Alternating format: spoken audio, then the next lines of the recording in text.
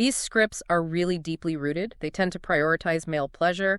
They cast men in the role of being highly desirous, dominant, the one who initiates things. Like the active one. Exactly. And women, they're often expected to be more passive, maybe show less obvious desire, and crucially, be less focused on their own orgasm. It's like one person gets the starring role and the other is supporting cast.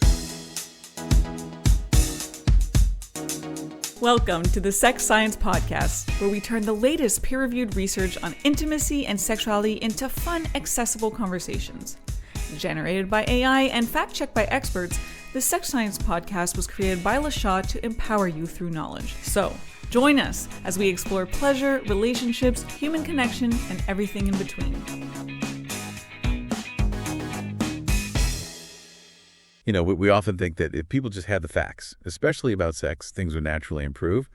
But there's this persistent thing called the orgasm gap between heterosexual men and women. And despite loads of talk about sexual literacy, it feels like this gap, this difference in pleasure, just, well, it isn't really closing. Why is that? That's exactly the question we're digging into today. We're looking at a really interesting study called Does Clitoral Knowledge Translate into Orgasm? Came out in the Journal of Sex and Marital Therapy. Our mission is to unpack what they found about clitoral knowledge, how it connects or doesn't connect to pleasure, and the societal hurdles involved. We want to get at what's really influencing women's orgasm experience with partners. Okay, let's get into it then. The study started by checking what people actually know about the clitoris. Pretty fundamental if you're talking female pleasure. Absolutely foundational. They used a quiz, 9 questions, Yeah. right? To see how much people understood. The study surveyed, what, over 500 people? Yep, 573 heterosexual individuals, mostly women, actually, about 64%. And how much did they actually know about the clitoris? Well, this is pretty striking. On average, people only got about half, like 50% of the 9 knowledge questions right. Wow, only half. Yeah. And while women did score a little bit higher, think 4.77 correct answers versus 4.18 for men, the bottom line is there are significant knowledge gaps for everyone involved. I mean, neither group aced it, let's be clear. But women generally had a better handle on the facts. For example, women were much more likely to know that the clitoris exists purely for pleasure. Right. What were the numbers on that? It was about 51% of women knew that, compared to only 39% of men. That's quite a gap on something so basic. It really is, and it didn't stop there. Almost 80% of women knew which sexual practice is generally the most reliable way for women to orgasm. Okay, and men. That dropped to just 57% for men. And maybe the most surprising one. Only about 27% of women knew correctly that the clitoris is involved in every orgasm. Only 27%. Wow. Yeah. But even fewer men knew that crucial piece, just over 16%. So while, everyone could use a refresher course, women consistently showed a more accurate understanding overall. That's really telling, isn't it? It makes you wonder how people are getting this information or maybe not getting it. So did the study find anything about who did tend to know more? Like did age matter or... Interestingly, for women, the big factor was education. Having a university degree was significantly linked to higher clitoral knowledge. They averaged about 4.88 correct answers. More so than just age, it seems. Okay, so formal education seems to play a role there. Mm-hmm. Okay, so this lack of basic knowledge sets the stage perfectly for something we hear about a lot, the orgasm gap. Did the study confirm this is still a thing? And more importantly, did it give clues about why, what's going on underneath? Oh, it absolutely confirmed the orgasm gap is alive and well. The numbers were pretty stark. During partnered sex, women were significantly less likely to say they usually or always orgasm. How much less likely? Only about 57% of women reported that, compared to over 91% of men in heterosexual pairings. Huge difference. Massive. But here's the real clincher, the part that really points to the why.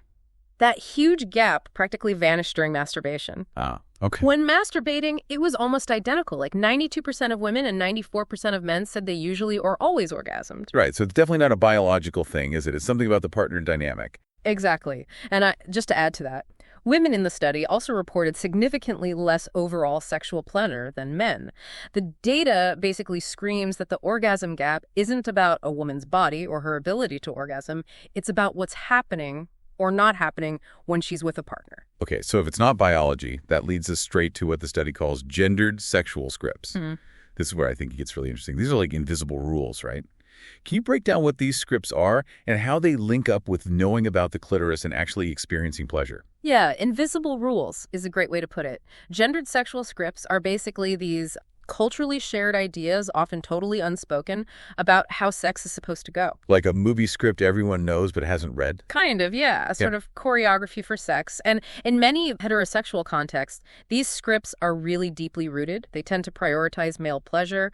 They cast men in the role of being, highly desirous, dominant, the one who initiates things. Like the active one. Exactly. And women, they're often expected to be more passive, maybe show less obvious desire, and crucially, be less focused on their own orgasm. It's like one person gets the starring role and the other is supporting cast. That's a good analogy. Now, what's really fascinating is how these scripts connect with clitoral knowledge. The study found that for women, the more they knew about the clitoris, the less they endorsed or believed in these traditional gendered scripts. So knowledge chips away at the script. Precisely. It's like knowing the facts helps them see through the cultural assumptions. And then this reduced belief in the scripts was linked directly to both higher sexual pleasure and higher orgasm rates in partnered sex. Wow. Okay, so let me get this straight. Knowing the anatomy doesn't just magically make you orgasm with a partner. It's more subtle. Exactly. The knowledge helps women challenge or reject those invisible scripts, the ones that were basically blocking their pleasure. You've absolutely nailed the core finding here. Knowing the facts about the clitoris isn't a direct button for partnered orgasm. It's not A leads to B, but it's a powerful indirect tool. Right. This study shows that knowledge helps women dismantle those ingrained societal expectations. The scripts, and those scripts are the real barrier to pleasure and orgasm in partnered situations.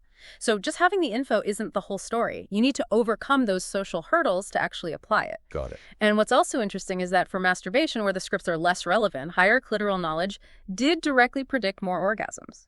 And it also worked indirectly by reducing the script's influence, but the direct path was clearer there.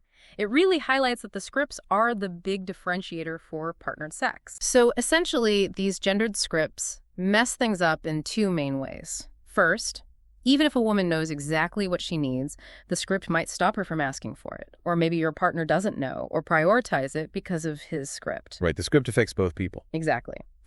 And second, and this is really sneaky, the scripts themselves can get mistaken for actual facts about sex. They legitimize these old-fashioned roles where women's pleasure just isn't the priority. It becomes this self-perpetuating cycle that keeps the orgasm gap going. Okay, so this isn't just interesting theory. This has real practical meaning for how we teach sex ed, how counseling works.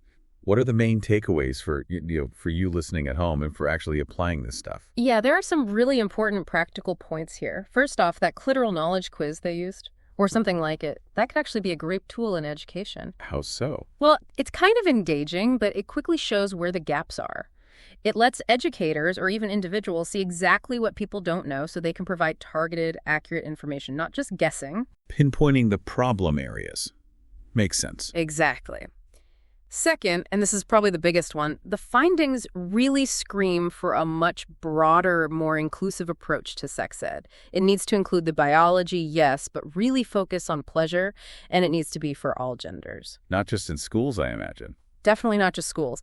The researchers talk about using things like, e-learning, science podcasts like this one, even things like graphic novels, anything to reach different people where they are. The goal, they said, isn't to create some kind of pleasure imperative like you must orgasm. Right, no pressure. Exactly. It's more about providing a buffet of options for pleasure. I really like that phrase, buffet of options. It takes the pressure off and makes it about exploration and finding what works for you. Empowers people. Precisely. It shifts it to discovery. It's more than just biology class facts, then. It's about changing how we think about intimacy. Which leads to, I think, a really important final thought for you to consider, given that we've been talking about these issues for decades.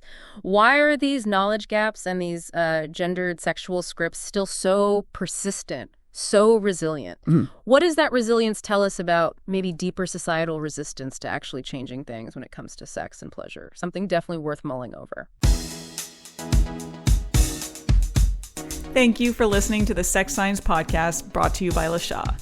We hope that you learned something new about the wonderful world of human intimacy and sexuality, and join us next time as we dive into more fascinating research.